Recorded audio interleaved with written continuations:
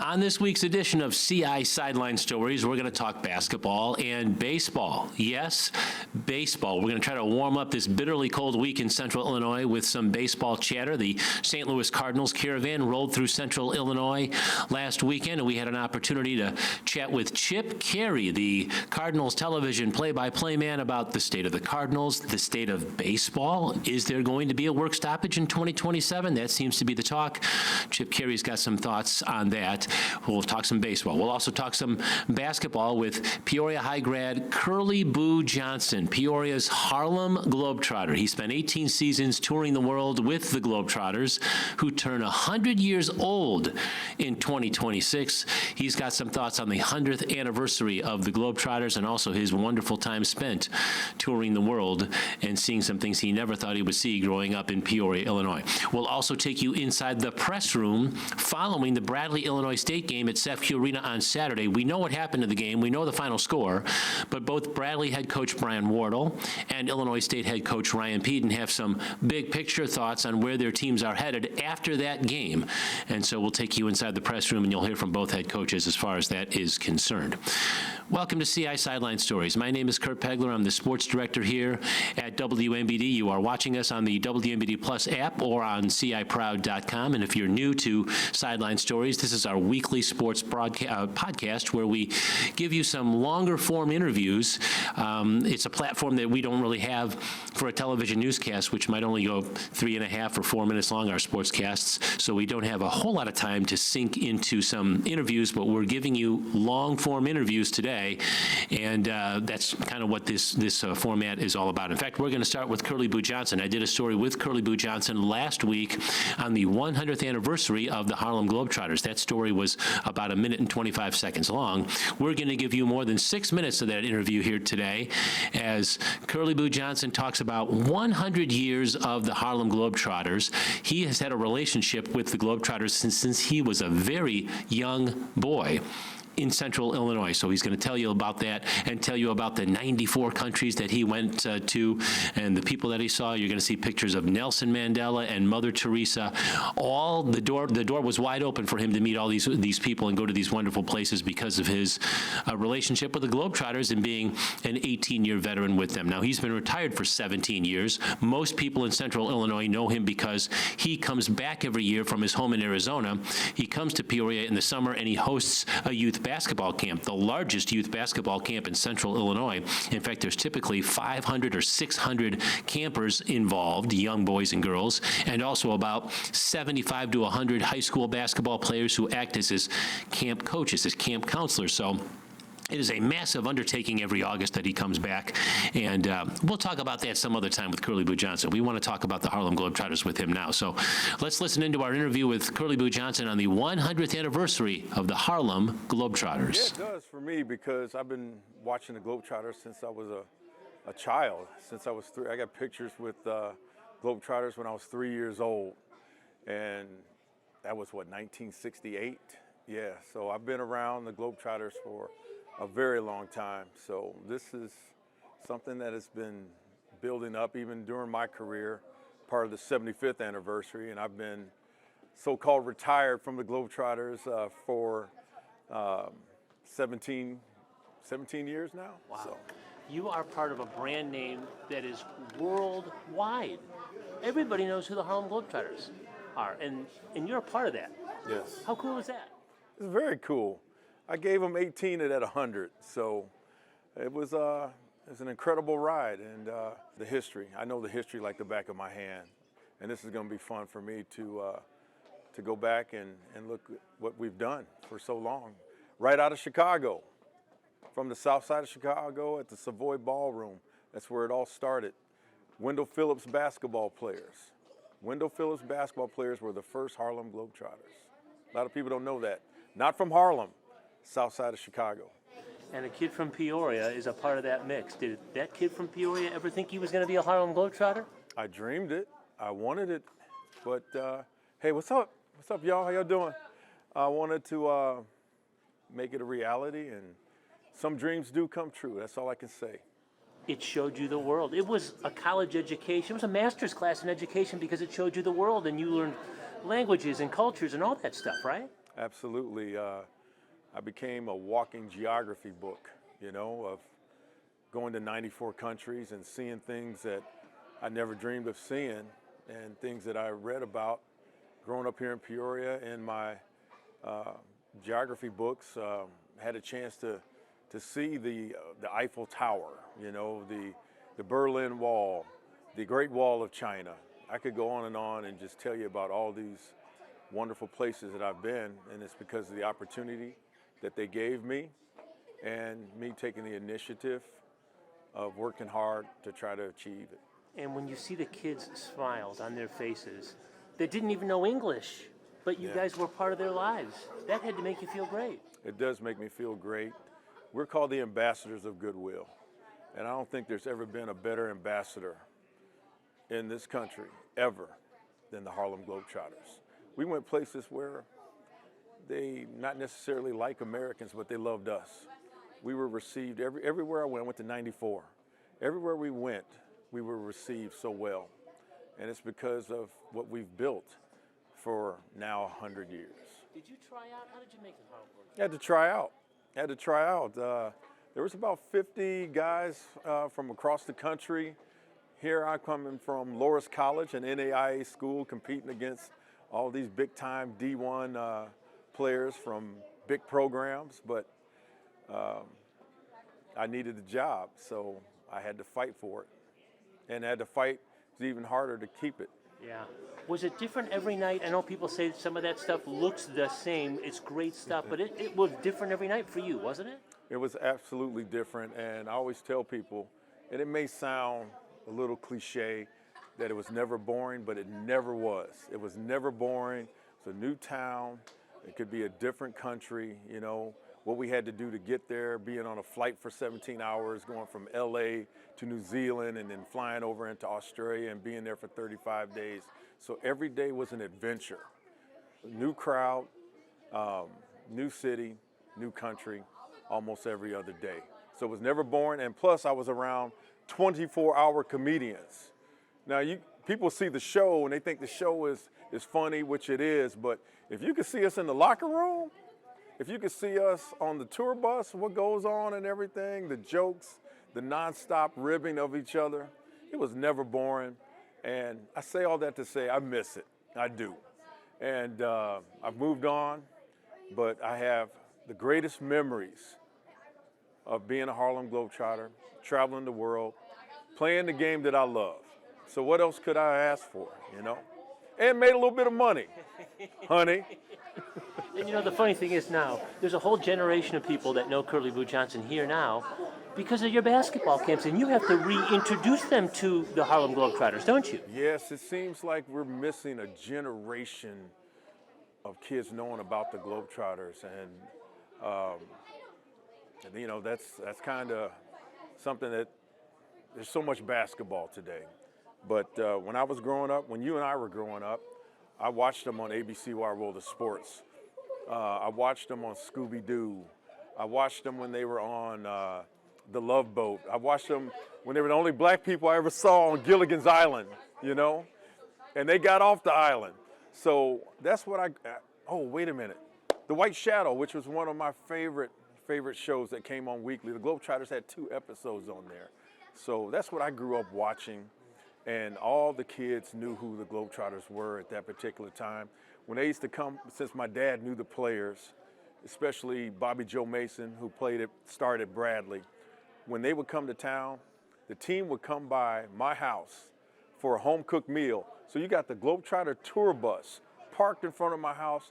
All the kids from the neighborhood would run, And I was like, yeah, these are my friends, These guys are my friends. And they would come off that bus.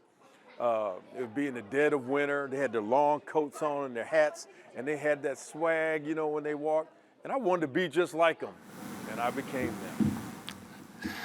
How about that story? The tour bus pulling up into Peoria, Illinois, and the Harlem Globetrotters having a home-cooked meal at the home of Curley Boo Johnson. That's wonderful.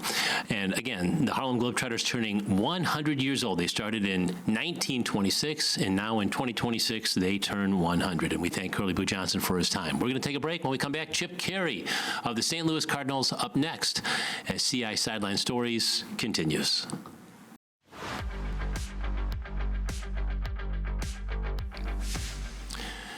Welcome back to CI Sideline Stories. My name is Kurt Pegler here on the WMD Plus app and CIProud.com. We switch gears and talk a little baseball. The St. Louis Cardinals caravan in town last weekend, and we had a chance to talk to Chip Caray, who is the television broadcaster for the Cardinals. He also worked for the Cubs. He also worked for the Atlanta Braves. He has an interesting perspective on a lot of things with Cubs Cardinals. Here in Central Illinois, as you well know, it's Cubs Cardinals territory. And Chip worked for the Cubs as a broadcaster in the 90s, and now he's starting his fourth season for the Cardinals. So he's seen both sides of the coin here. In fact, his grandfather, Harry Caray, also worked for both the Cubs and the Cardinals.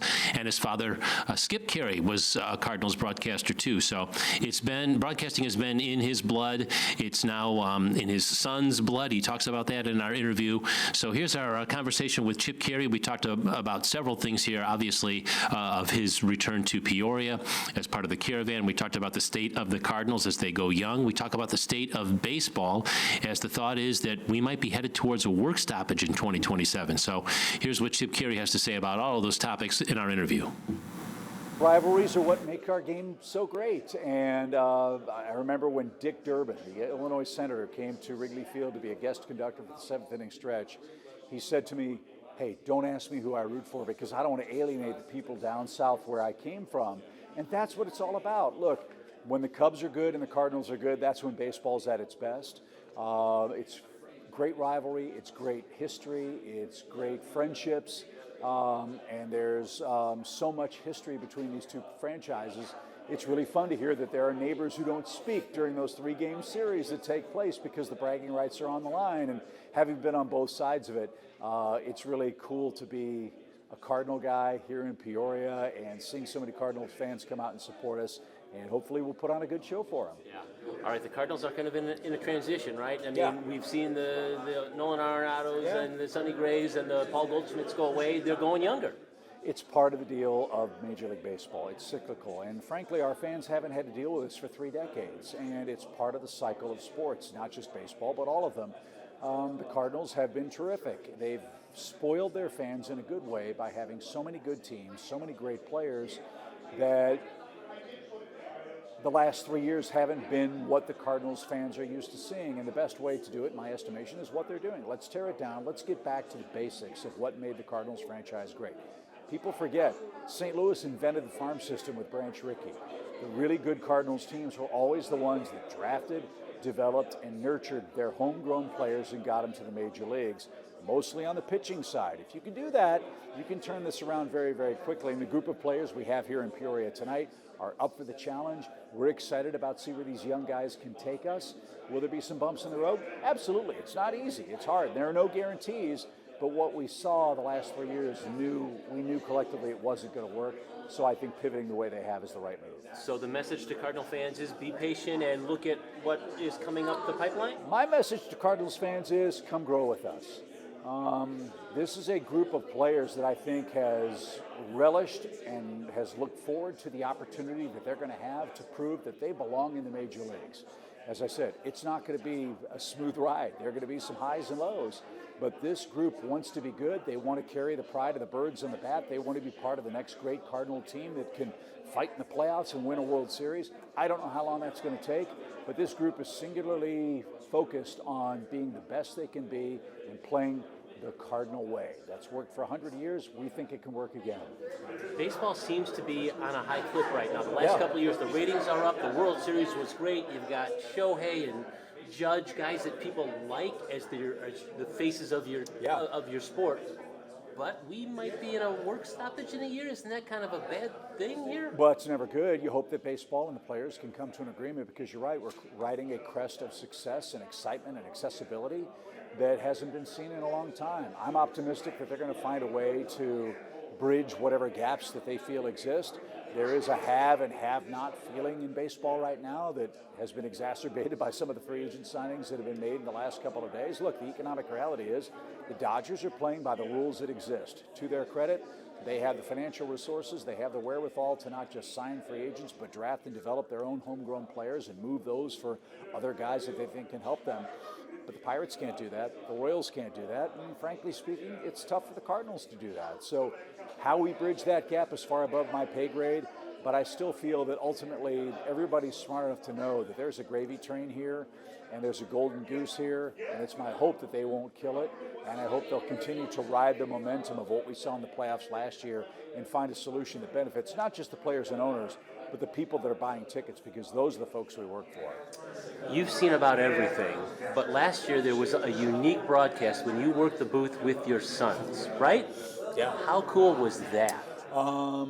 Really awesome, humbling. 4 generations of broadcasters in this business is unheard of. There's been a Caray broadcasting Major League Baseball since 1945. It's been 80 years, and I'm really proud of my kids. I'm really proud of what I've been able to do, but I'm especially proud of them in this era of Twitter and Facebook and Instagram, where you're expected to be perfect right from the get-go. I had the benefit of not having to deal with that stuff. My first year was the Orlando Magic in 1989, a team that won 15 games, and I was worse than the team. I was able to grow in the job. But my kids are really, really great at this. We're not talented enough to hit a 95-mile-an-hour fastball, much less throw one. But we can say ground ball to second, and we love the game, and we love working for the fans, and I'm really excited about what the future holds for them. And for this old man at the back end of his baseball career to see what they do with the torch that I'm handing them proverbially, well, that's about as good as it gets. Yeah, that's great. And welcome back to Peoria. There's still something special even about minor league baseball, seeing the Michael McGreevy's pitch here. Of course. And then seeing it at Busch Stadium. Of course.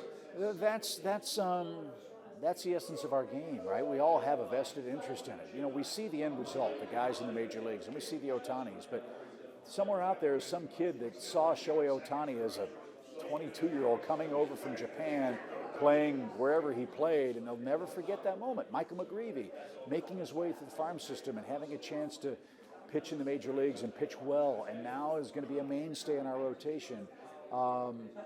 That's what makes our sport so great. It's not go straight from college to the pro ranks.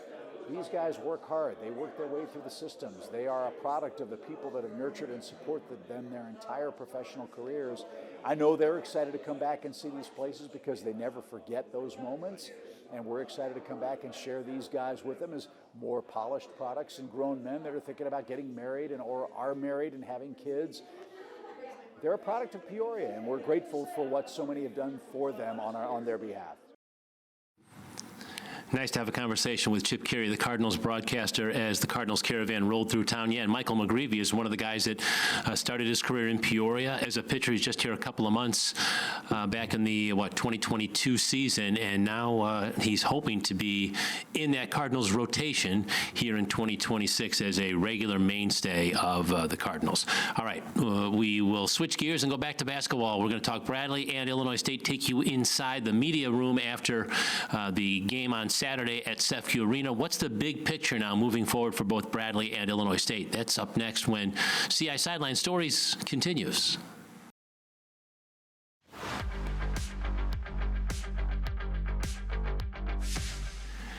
Welcome back to CI Sideline Stories. As we record our episode here today, it is Wednesday, and we're a couple of hours away from both Bradley and Illinois State returning to the floor. They met on Saturday at Sefco Arena. We know the final score was 88-62, Illinois State winning that game, snapping a 3-game losing streak and beating the Braves. But both head coaches had some bigger picture things on their mind when they met the media after the game. So we're going to take you inside the locker room, or inside the press room, I'm sorry, to hear both Brian Wardle and Ryan Peden. Let's first start with Brian Wardle, his team on the losing end of that 88-62 game to the Redbirds, and here are his thoughts. And just listen again to what he's saying as far as a big picture idea of his young team. He talks about scouting reports and maybe attention to detail to those things. These are thoughts from Brian Wardle after his team was beaten on Saturday at Sefco Arena by Illinois State 88-62. Like, we went over the cross screen, slice screenplay like 38 times, 40 times in practice the last 2 days, and we got hit on it like 10 times today. But that's our team this year. That's our team. We don't process well in the moment a lot. We don't talk very well. And when you're playing a team that's executing at a high clip, an older team like Illinois State, and they're, they needed this win because we knew they've lost some close ones lately. So they came out like a veteran team does, and they handle their business at home, and they execute, and they're tougher. And we really struggled to process, talk, and execute much at all. And so it was very disappointing. But we've had games like this year, so it's our team, and we just got to keep trying to learn and get their attention about it and get them better, because we're just not there yet. We're not there contending on the road where we need to be. Yeah, and I'll tell you how much, like all these pregame speeches that coaches record and put on social media, I'll tell you how much they mean. 0. Because I delivered like my best pregame speech of the year today. Like A game. I would have had you guys running through the wall today. And we come out and get our butts whooped. So that's everybody has a plan until they get punched in the mouth. The old Mike Tyson quote is true. We got punched in the mouth, and we got selfish at times.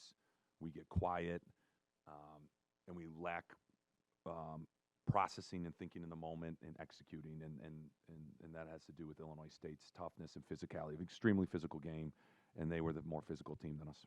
The good thing about having a young team, and they're going to forget by tomorrow, most of my guys, so we'll be fine. we gotta just somehow play smarter. We played a really tough schedule now. Like, name those games and name them on the road and who we're playing, and all those teams are much older than us. Most of, they bought a pretty good team too, and so we're gonna have to just get better. But we're fine. I'm not gonna worry too much. There's things I got to do better in this game too. Our game plan's got to be a little bit better against Illinois State. I thought Meta could at least contain Walker. He could not. So these are all things that we had to see live, and Kissinger's always played well against us. He just doesn't stop. And then you got to give their seniors a lot of credit. They played well. Their bench played great too. So it was not our day, and we have to just bounce back because we got another really good offensive team coming in. All right, so Brian Wardle and his thoughts on his team losing 88-62 to Illinois State. But again, just big picture stuff about where his young team is at and moving forward. And we talked about scouting reports and the team, hopefully as a younger team, maybe just forgetting about that game. Meanwhile, Illinois State doesn't want to forget about it. The Redbirds winning that game by 26 points and snapping a 3-game losing streak. And now Ryan Peden, when he came to the microphone, what did he talk about as far as the bigger picture of where his Redbirds might be headed now after that victory? Let's listen. When you respect the rivalry, right, like we had some ground to make up here with these guys since we've been here as we're building our program. And we respect them. We respect the rivalry. I thought our kids played their butts off today. Thought they played hard. I thought they were very aggressive, and I think there's a lot of good things to build on. We're coming off a losing streak, and I prefer not to go through those very often, but it's a great reminder for us. You can't ever lose confidence or belief in yourself. You got to be tied to your fundamentals, follow the plan, and just be us. The 2 words I used today were attack and aggressive. And I thought we were those 2 things today. And it was a good day. I know we don't play them once a year. We play them 2 or 3 times a year. So today was a good day. Let's build on it, and let's enjoy it tonight. I want our players to enjoy this as they should. Certainly don't want to downplay a rivalry win, but we got to enjoy it tonight and move on to the next one. I think for most teams, most good teams, the defense fuels the offense, and for the most part this season, that's really been the case for us. In the last 3 games, I think the offense has probably underperformed, and I think our last game, I think the defense underperformed. So, we sprung some leaks, and the important thing is that they're receiving the messages, the areas we got to get better in, and then applying it. I just thought both sides of the ball. I thought we were sound today, and I thought our paint attacks were much better. Think about a week ago, we struggled to score 50 points. Completely different game, completely different opponent, but we struggled to score 50 points in the same building. I just thought our intent tonight to attack the paint and play through the paint was palpable. Yeah, so I think that was probably the biggest difference on the offensive end. Yeah, I think so much is tied.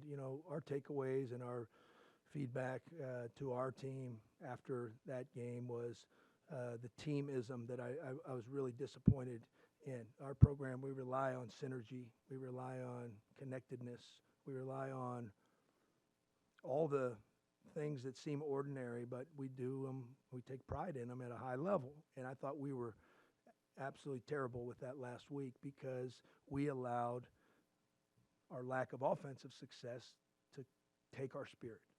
And as a competitor, you don't ever allow anything, any game, anyone to ever take your spirit. That was disappointing. Tough lesson to learn, but I like to think that we're going to be better because of it, okay? You learn all kinds of lessons along the way. Sometimes the ones that hurt the most are the greatest lessons of all. And the game, that's why I love the game of basketball. I thought there was a real, if you watch us today, our commitment to each other out on the floor, our synergy, our connectedness, we were assignment sound on defense. That's in my belief system. So I thought we were really poor a week ago, and I think we've improved. Ryan Peden and Brian Ward both talking after last night's, or I should say Saturday's, Illinois State 88-62 win over Bradley. And again, both those teams will play tonight here as we record this edition of CI Sideline Stories. Bradley is hosting Indiana State, and Illinois State is hosting Northern Iowa. So we'll see how both those teams react after their game on Saturday. That does it for this week's edition of CI Sideline Stories. Hope that you enjoyed it. Hope that you'll be back next week for another edition of CI Sideline Stories.